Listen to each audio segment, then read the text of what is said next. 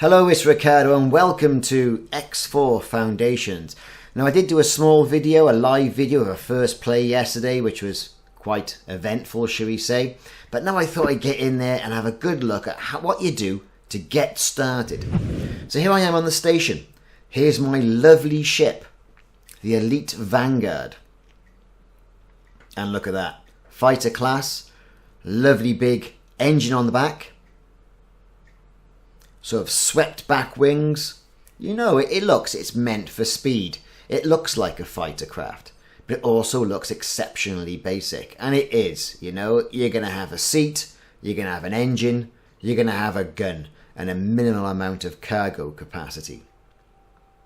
Now, I'm new to the X games, okay? So I'm not like a lot of people out there who have played them all the way through its inception, and apparently through the really bad X3.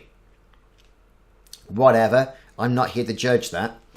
I'm looking at it now and I think, yeah, it's really good. So the rig I'm playing this on, I got my X52 SATEC joystick controller. That's great. GTX 1070, i7 processor, 32GB of RAM.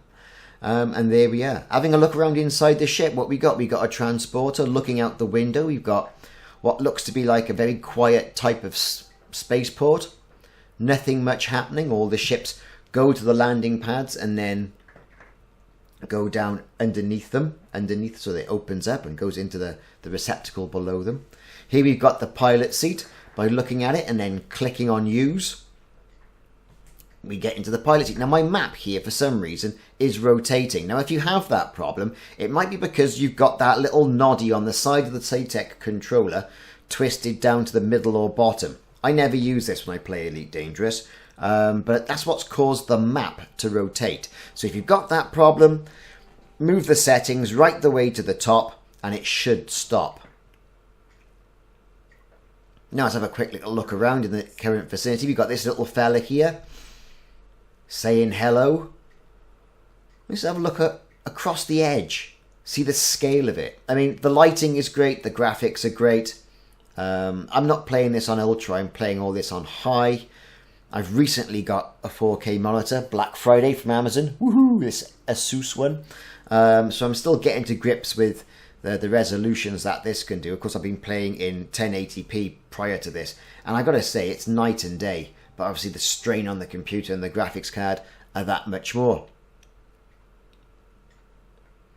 All the plants making it look like a sort of that airport, spaceport sort of effect, which I think is great. And you've got these travelators, these red travelators, that when you step on them, allow you to move quicker in whatever direction they're moving in. So over here we've got a panel that we can issue commands from and amend our ship. So we click on that, take a good look. Several options there.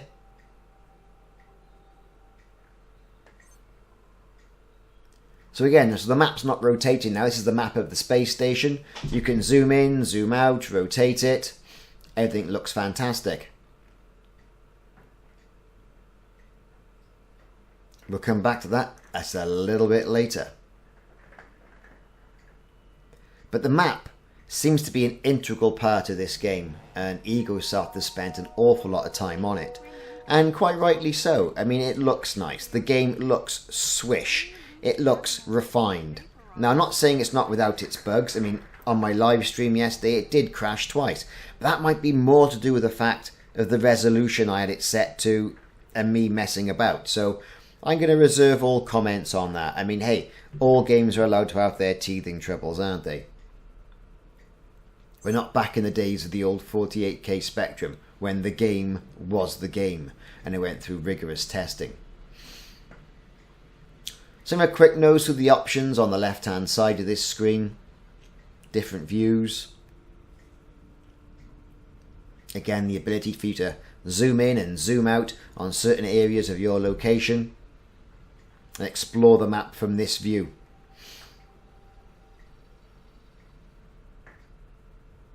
So that's sort of blue hue around it. I do like that. Okay, so here we go. We've got a different view now.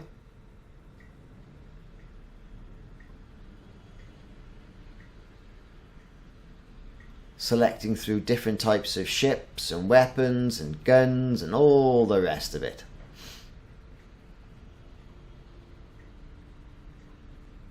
So I've got an elite Vanguard, but the other ships, and you get a little bit of blurb about them here, you can purchase them from here, should you have money. No, I haven't got any money. I'm just starting out. I haven't even taken off yet. Well, not on this game anyway.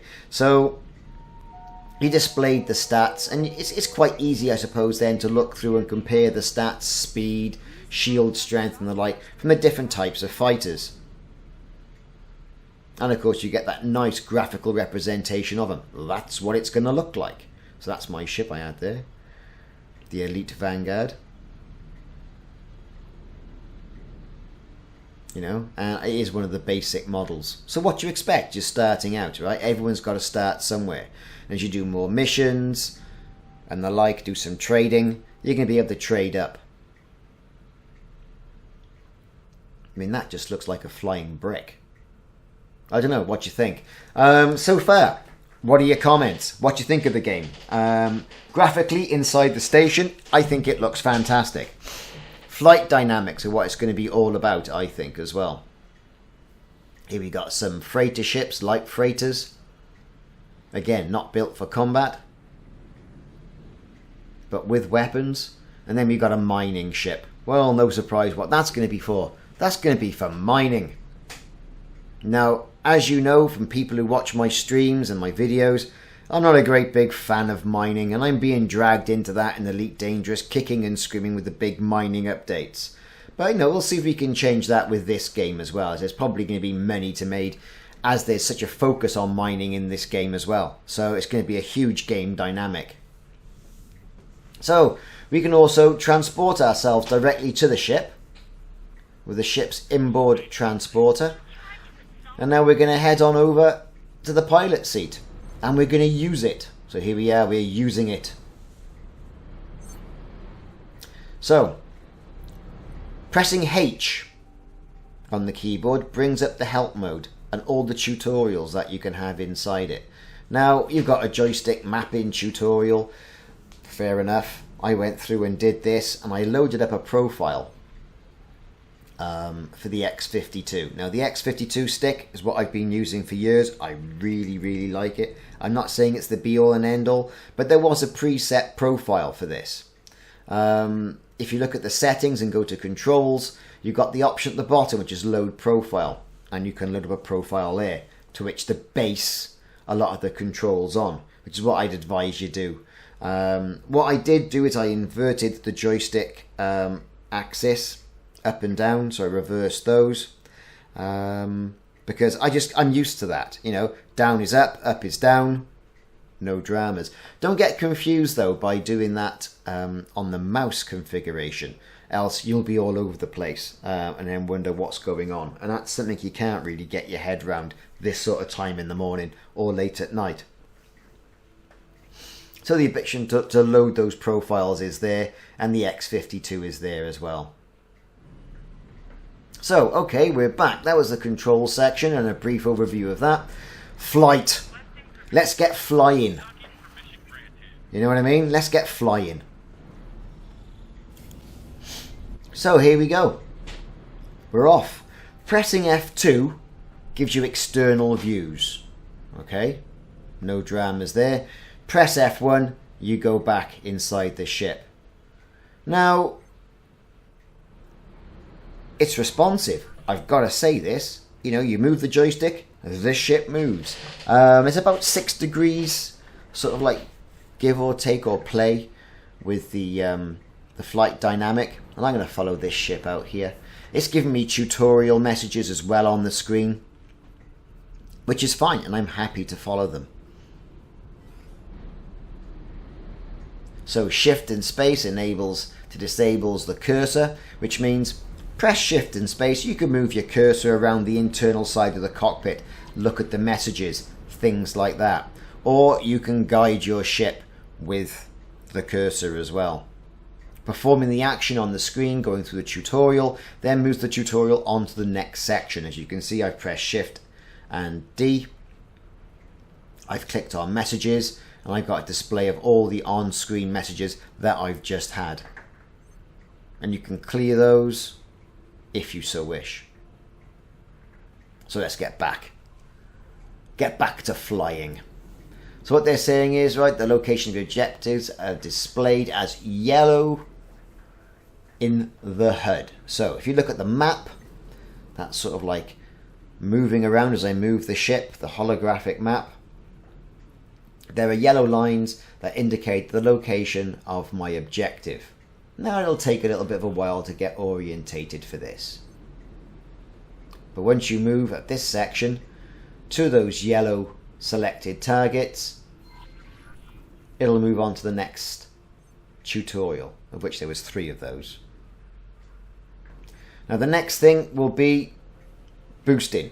Alright, so it tells you you've got the blue bar is shield energy, and then the white bar is your hull strength, and above that you've got speed. And you can either use the controls on the joystick or the second paddle on the joystick to accelerate and deaccelerate, or you can use the keys Z and X.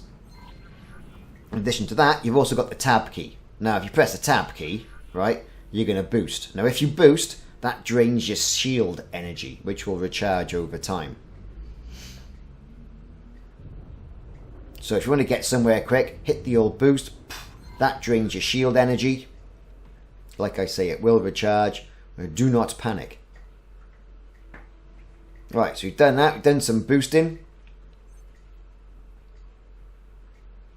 Now this changed the weapon configuration. Initially I was a little bit confused by this, but it refers to those boxes at the bottom of the screen, just by there, where there's 1 dot in the primary weapon. You can then select how many dots you want and how many selections you want to make for that. I'm not entirely sure I understand it, to be honest with you. I need to spend a little bit more time in this, but it was a little bit confusing to me. So okay, I've now got some targets that it wants me to shoot. Right, and mission targets. Again, you can select them, find them on the map, move off towards them, and shoot them with your big honking laser gun. Also, you can assign stickers to your ship. Now, there was sort of the Da Vinci Man that's been assigned to mine, but I quite like that bear with a guitar. I don't know why. I mean, I never play the games too seriously. Anything that makes it look with a little bit of comedy and humour is for me. I pre-ordered the game as well, so I've got some initial ship skins, which just changed, I think, the lines on the ship to different colours. Red, blue, green, that sort of thing. And you see a representation of that in the right-hand panel.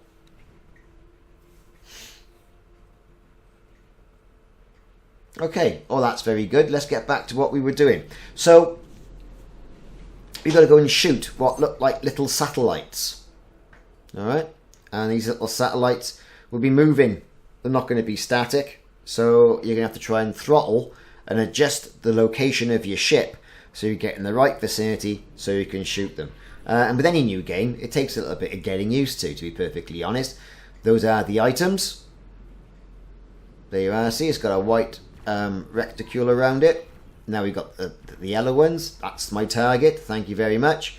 Right, I got to try and shoot it now without it getting too far away from me. So there's one. Nice little explosion.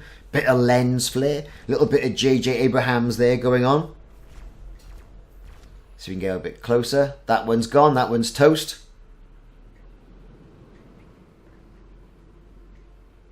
Get a little bit closer to the next one now.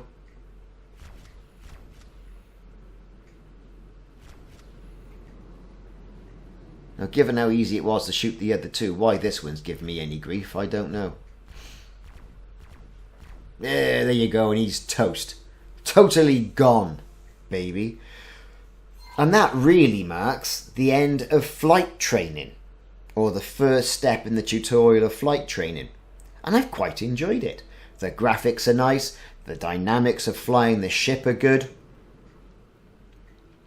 You know, it's it's pretty good. Now, when you shoot these things, right, it does drop items, which when you fly to a close proximity to the items, press the O key, and that will suck them into your cargo hold. So, you know, dumbfire missiles and God knows whatever else has gone from that particular, I've collected from that particular item. So you do have the ability to like shoot things and then pick those particular items up. So you can collect things. A little bit like a fuel scoop from a game that we all know and love. Anyway, there you go. You haven't got to deploy anything, you just press the O key. So that was quite straightforward, I think, really. A little bit of ambiguity around setting of the weapons, but I got to look into that a bit more. How you actually make money will come in other tutorials, no doubt, and the mission system. But like I say, so far I've really enjoyed it. Graphics are great. You know, just look at that planet there in the background. That looks fantastic. You've got a nice looking station. And like I say, you know, you can shoot things, you can collect things, you can scan things. From an initial point of a game, I'm very impressed. And it hasn't crashed today, which is a good thing as well. I was getting a bit frustrated with it yesterday, and you know, I thought, well, you know, what's going on? I've looked forward to this game for so long, and I think an awful lot of people who play Elite have looked forward to this for so long. You know, it's a bit the second coming. Straight off the bat, you can walk around your ships, you can walk around the space stations, you can fly, you can trade, you can shoot. I mean, okay, perhaps the comparisons aren't going to stop there, but so far I think, you know, it's shaping up to be really good. But it is only single player, it's not multiplayer. Whether that's going to have an aspect of things or not, I don't know.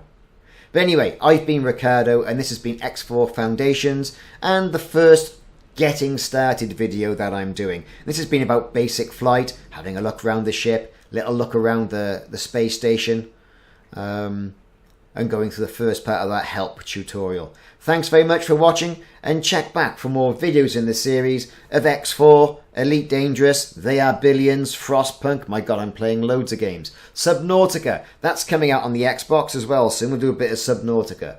But like I say, thanks for your support, thanks for watching, and I'll see you soon.